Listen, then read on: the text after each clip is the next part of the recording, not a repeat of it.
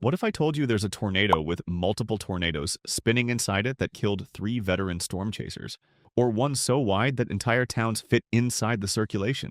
Today, I'm breaking down every major tornado type, from how they form to what makes each one uniquely dangerous. Supercell tornadoes. Picture the most organized, powerful thunderstorm nature can produce. A rotating updraft several miles wide, pulling in moisture and energy, sustaining itself for hours. That's a supercell, and it's responsible for nearly all violent tornadoes. Supercell tornadoes form when a rotating mesocyclone, a zone of organized rotation within the thunderstorm, tightens and extends downward to the ground. This requires specific atmospheric conditions. Strong wind shear, where winds change speed and direction with altitude, combined with instability that allows air to rise rapidly. As the mesocyclone contracts and intensifies, it can produce a tornado that stays connected to the parent storm's circulation for extended periods, sometimes over an hour. These are the tornadoes that produce EF4 and EF5 damage, the ones that stay on the ground for dozens of miles. The Hackleburg-Phil Campbell supercell tornado carved a 132-mile path through Alabama and killed 71 people, the deadliest in state history. The Joplin supercell killed 158 and caused $2.8 billion in damage. Wedge tornadoes. Stop thinking about tornadoes as funnels.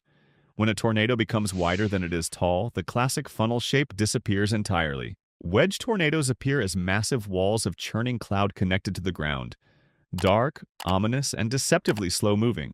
Some exceed a mile in width, with damage paths so broad that entire towns fit within the circulation. The wedge shape occurs when the tornado's condensation funnel expands horizontally until it's wider than the distance from the cloud base to the ground. The Reno tornado in 2013 reached 2.6 miles wide. It killed 8 people, including 3 veteran storm chasers who misjudged their position relative to a tornado so massive its edges were invisible. The deadly illusion wedges create is one of speed. Because they're so massive, they appear to move in slow motion. Your brain uses size as a reference for speed, and when something is a mile wide, movement looks glacial even when it's not.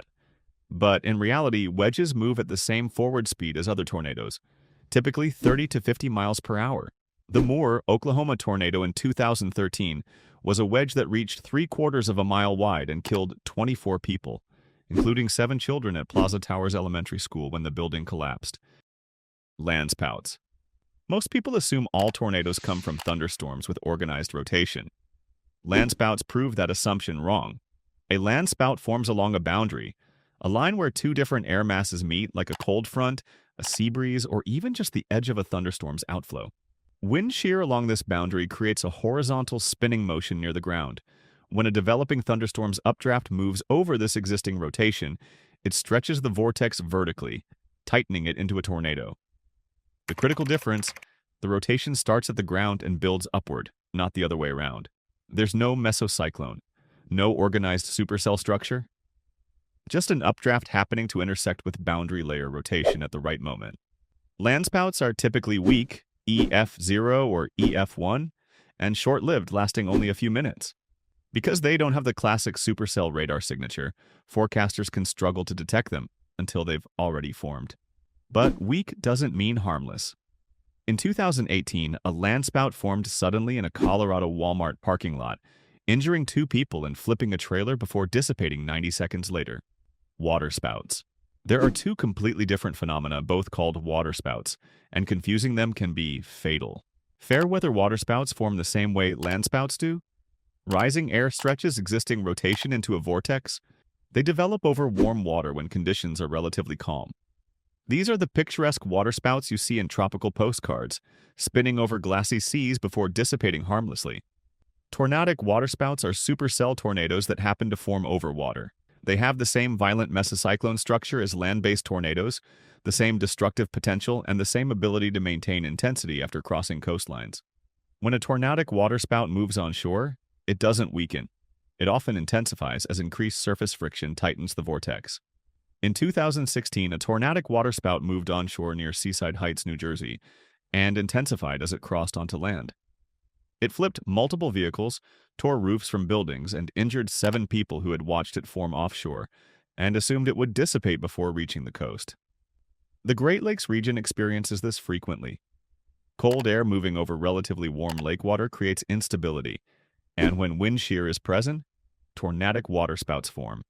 These can sustain themselves for miles after landfall, causing significant damage to coastal towns that weren't watching for tornado development over water. If you see a waterspout near the coast and there's a thunderstorm involved, treat it as a tornado. Don't assume the water will contain it. Multi-vortex tornadoes. Imagine looking at a tornado and seeing multiple smaller tornadoes rotating inside it, distinct funnels weaving around each other like a braided rope. Multi-vortex tornadoes contain two or more suction vortices that orbit within the main circulation. Each suction vortex has its own intense rotation, layered on top of the parent tornado's rotation, creating localized wind speeds far exceeding the broader storm. One of the highest wind speeds ever recorded in a tornado, 301 miles per hour, was measured in a suction vortex inside the Reno tornado. That same vortex killed storm chaser Tim Samaras, his son Paul, and colleague Carl Young when it suddenly intensified and changed direction, overtaking their vehicle before they could escape. These suction vortices appear and disappear rapidly as the tornado evolves. The parent tornado might exist for 30 minutes, but individual suction vortices might last only 30 seconds to a few minutes before dissipating and being replaced by new ones. The result is a constantly shifting internal structure that creates chaotic, unpredictable damage patterns. The spacing between suction vortices can range from 50 feet to several hundred feet. As the tornado moves, the vortices rotate around the center, creating multiple damage tracks that weave in and out. From aerial surveys, the pattern looks like braided ribbons intersecting and separating repeatedly. Satellite tornadoes. During intense tornado events, smaller tornadoes can form near a primary tornado, orbiting around it like satellites around a planet. Satellite tornadoes develop within the same parent supercell as the main tornado, drawing energy from the broader mesocyclone. They form in areas where localized wind shear intensifies temporarily, creating secondary vortices that move in curved, looping paths around the primary circulation. Most satellite tornadoes remain relatively weak and short-lived, EF0 or EF1 with narrow damage paths, but their trajectories are erratic and unpredictable. They can appear suddenly, move in unexpected directions, and dissipate just as quickly. Radar struggles to distinguish satellite tornadoes from the main circulation. The signatures blend together, and forecasters might not realize multiple vortices exist until storm spotters report seeing distinct funnels. After the storm passes, damage surveys sometimes find 3 or 4 separate tornado tracks when everyone assumed only one tornado had occurred. Cylindrical tornadoes. Most people picture tornadoes as either wide wedges or narrow ropes, but many tornadoes maintain shapes somewhere in between, appearing as cylinders or cones with varying widths and proportions. Cone tornadoes are the classic tornado shape, a smooth, cone-shaped funnel extending from the cloud base to the ground, wider at the top and narrowing toward the surface. This shape represents a mature, stable tornado with organized rotation throughout its vertical structure. Stovepipe tornadoes look like perfect cylinders, the same width from cloud base to ground, with vertical sides like an industrial smokestack.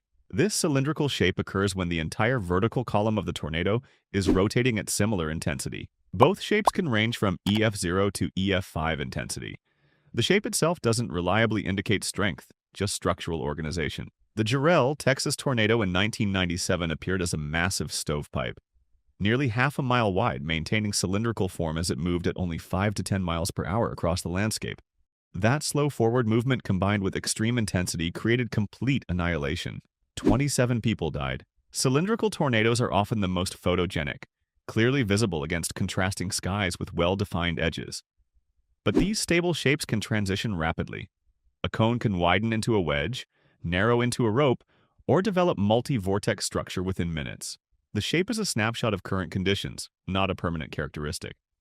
And the most dramatic shape change happens when tornadoes enter their final phase, or sometimes their beginning. Rope tornadoes. Picture a tornado so thin it looks like a rope or drill bit boring into the ground. Narrow, elongated, and rotating with visible striations that spiral down the funnel. Rope tornadoes represent either the beginning or ending phase of a tornado's life cycle. As a tornado weakens and the parent mesocyclone loses intensity, the funnel contracts, becoming thinner and more contorted. The condensation funnel takes on a rope-like appearance, sometimes appearing almost translucent as moisture content decreases and the structure becomes more tenuous. But here's the critical misconception people make when they see a rope tornado. Thin doesn't mean weak. When rotational energy compresses into a narrow column, sometimes only 50 to 100 feet wide, wind speeds can actually spike due to conservation of angular momentum. It's the figure skater effect. Pull your arms in, spin faster. A rope tornado can produce EF2 or even EF3 winds in an extremely concentrated area, despite looking fragile and ready to dissipate. In 2008, a rope tornado touched down near a Kansas farmstead during what appeared to be the dissipating phase of a supercell. Witnesses watched it form as a thin, wispy column and assumed it was weakening. Instead, it intensified briefly, obliterated a barn in under 5 seconds, then dissipated. The damage was so localized that initial reports couldn't determine what had caused it. These tornadoes are also unpredictable. They meander, loop back on themselves, change direction suddenly. The thin structure makes them susceptible to small-scale atmospheric changes. You might watch one moving away from you, assume it's dissipating and you're safe, and then it curves back toward your location in seconds. So which tornado type fascinates you most? Tell me in the comments which type you'd least want to face, and if you want to see more tornado content, hit subscribe.